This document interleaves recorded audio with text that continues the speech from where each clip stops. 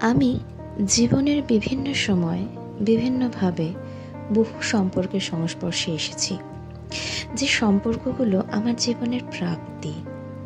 তাদের সাথে কাটানো মুহূর্তগুলো ঈশ্বরের ভালোবাসার মতো। এমনই এক ভালোবাসার প্রাণ আমার গোল্লাবুড়ো। গোল্লাবুড়োর সাথে আমার বন্ধুত্ব কবে শুরু হয়েছিল আজ আমার আর তা মনে নেই। আমরা যেন কখনোই অচেনা ছিলাম না এই জীবনে। হ্যাঁ, এমনই আমার আত্মার আত্মীয় গোল্লাবুড়ো। গোল্লা সুদীপ্তর থপথপে সাদা সারমীয় পুত্র, যাতে জার্মান স্পিটস। সুদীপ্ত আর আমি একই পাড়ার বাসিন্দা, কয়েকটা বাড়ি আগে পরে থাকি। কিন্তু মজার কথা, ওদের বাড়ির ওই সাদা সদস্যর সাথে পরিচয়ের আগে আমাদের দুই পরিবারে তেমন পরিচিতি ছিল না কোনোদিনই। আসলে আমার আসা যাওয়ার রাস্তায় গোল্লাবুড়োদের বাড়ি, আর সে তাদের বাড়ির লোহার দরজার ভিতরে বসে বসে পাড়ার কুকুর, বিড়াল, পাখি, মানুষ সবাইকে পর্যবেক্ষণ করত। একটু রাগীও ছিল তখন, তাই মাঝে মাঝে লোকজনকে বকাও দিত। আমার সাথে গোল্লার বন্ধুত্ব হয় খুব অদ্ভুতভাবে।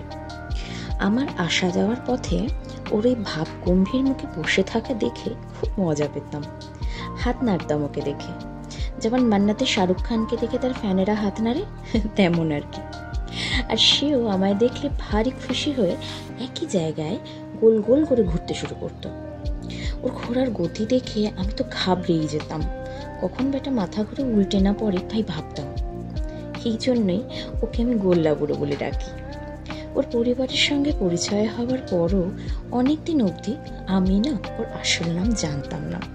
আর কি অদ্ভুত, ও গোল্লাবুড়োটাকে সাড়াও দিত, আমার গোলুরাম। আমার পাড়ার কতগুলি কালী, ভূত, ছুটি মুটি আছে, মানে চারপেও সারমেয় দল, যাদের সাথে রোজ দুবেলা আমায় নিয়ম করে দেখা করতে হয়, আর হাতে পায়ে ধরে মাথা, পিঠ, পেট চুলকানোর ঘুষ দিয়ে খাবার খাওয়াতে হয়। হ্যাঁ, ঠিকই বলছি, রীতিমতো আদর করার ঘুষ দিয়েই খাওয়াতে হয়। এটা ওরা অধিকার ধরে নিয়েছে। আমিও ওদের অবলা সরল অধিকারবোধের দাসী হয়ে গেছি। তো এতগুলো দামাল দলকে সামলানোর জন্য আমায় ওদের প্রাথমিক চিকিৎসা কিছুটা শিখে নিতে হয়েছে।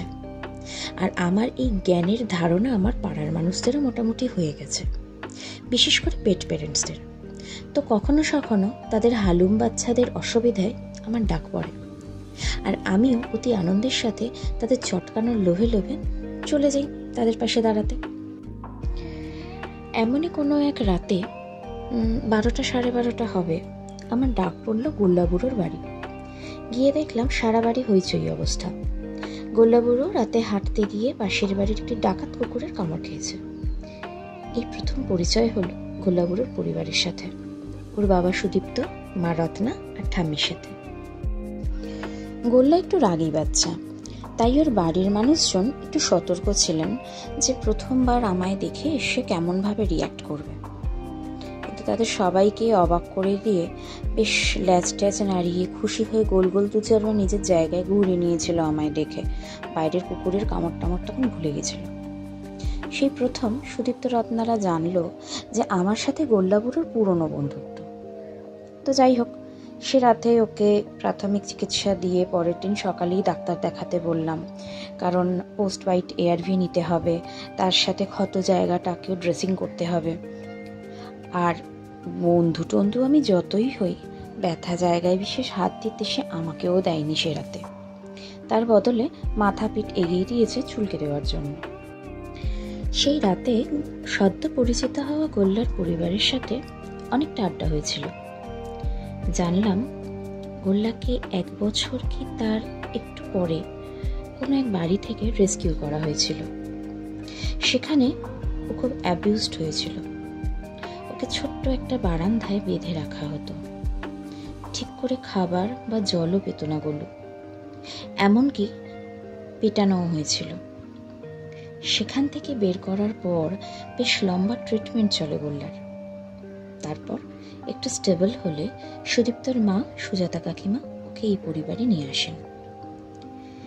এখানেও সময় লেগেছে ওর সবাইকে আপন করতে, কিন্তু ভালোবাসায় যে সব রোগের ওষুধ থাকে।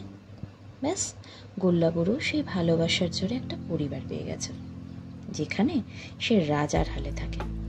তবে সুদীপ্তদের মতে আজও ওর একটু টেম্পারমেন্টাল ইস্যু রয়ে গেছে। ওই যে আগেই বললাম, একটু রাগী বাচ্চা। তাই আমার মতো একটা বাইরের মানুষের সাথে গোল্লার এরম বন্ধুত্ব যে কি করে হলো, সেটা নিয়ে ওর পরিবার দেখলাম বেশ অবাকই হয়েছিল। আরও জানলাম আমাদের গোল্লা সব থেকে বেশি কথা শোনে তার মা রত্না। মায়ের থেকে বেশি ভালো সব কাউকে বাসে না। শুধু রাতে বাবা সুদীপ্ত বাড়ি ফিরলে সেটা তখন শুধুই বাবার ছিল, কারণ বাবাই যে ঘুরতে নিয়ে যাবে, সুতরাং সে লিশ নিয়ে একদম তৈরি থাকে। সেটাতে গোলুর অবশ্য ব্যথার ওষুধ আর আমার হাতে চুলকানি খেয়ে ঘুমিয়ে পড়েছিল। আমার বাড়ি ফিরতে বেশ রাত হয়েছিল। এই দিনের পর থেকে গোল্লাবুড়োর সাথে আমার বন্ধুত্ব কিন্তু আরো গভীর হয়ে গেল। জীবন ধীরে ধীরে সেই বন্ধুত্বকে গভীরতর করেছে। সেদিনের পর সুদীপ্তদের সাথেও আমার বেশ মিষ্টি একটু বন্ধুত্ব হয়ে গেছিল। মাঝে মাঝে গোল্লার বাড়ি আমায় যেতে আসতে হতো। কখনো খাবারে অরুচি, কখনো গায়ে পোকা, ও কিছু না কিছু বাঁধিয়েই রাখতো। আর আমার ডাক পড়তো ওর অভিযোগ শোনার জন্য। আমি গেলে ও তো বেশ মজাই পেত। সেটার গোল গোল ঘোরা আর লাফানো ঝাপানো দেখে সুদীপ্তরা বেশ বুঝতে পারত। আমায় পেলেই গোল্লা ওর নিজস্ব ভাষায় কি সব বলে যেত। কাকিমা বলতেন, হ্যাঁ, আমাদের নামে অভিযোগ করে তোমার কাছে। আমিও যেন সব বুঝে উল্টে গেছি এমন ভাব করতাম ওর কাছে। সেবারই মজার ব্যাপার, এসব করতে করতে কখন যে সময় চলে যেত বুঝতেই পারতাম না। আবার কোনো কারণে দু একটা দিন দেখা না হলে গোলুরামের রাগও হতো। কয়েকদিনের গ্যাপে দেখা হলে প্রথমত যেমন গোল গোল করে ঘুরে, তেমন 2-4 বার ঘুরে নিত। তারপরে একটু পিছনে গিয়ে আমার দিকে পিছন করে বসত। কাকিমা বলতেন এটা ওর অভিমানের অভিপ্রকাশ। তার সেই রাগ ভাঙাতে আমায় ওকে সোনা বাবা বাছা করে মাথায় গলায় হাত বুলিয়ে চুলকে দিতে হতো, আর কত খুশ গল্প করতে হতো। আর সেও মহাবিজ্ঞ মানুষের মতো সব মনোযোগ দিয়ে শুনত। মাঝে মাঝে ঘেউ ঘাউ করে উত্তরও দিত। সত্যি বলছি, এত মনোযোগ দিয়ে আমার কথা শোনার লোক আমি আরেকটা পাইনি। গোল্লা আমার ভারী মজার, ভারী আদরের, মন ভালো করা বন্ধু। দিনের শেষে ওর সাথে একটু সময় কাটালে সারা দিনের যে ক্লান্তি তা কোথায় যেন উবে যেত। আমার তো এমনিই অনেক লালু ভলু কালুর দল আছে, তাদের সাথেও আমাকে সময় কাটাতে হয়। তো আমার গায়ে একটা গন্ধ ওরা পায়। গোলু যেই আমাকে শুকতে শুরু করতো, সে যেন চোর শুকছে এমন করে শুকতো। আমার তখন প্রাণ ওষ্ঠাগত। আমি কি করে যে ওকে বিশ্বাস করাবো, ওরে আমি তোকেই সব থেকে বেশি ভালোবাসি।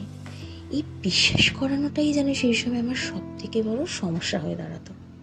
আর ওই সমস্যার কাছে জীবনের সব সমস্যা ফিকে হয়ে যেত। আমার আদরের গোলু।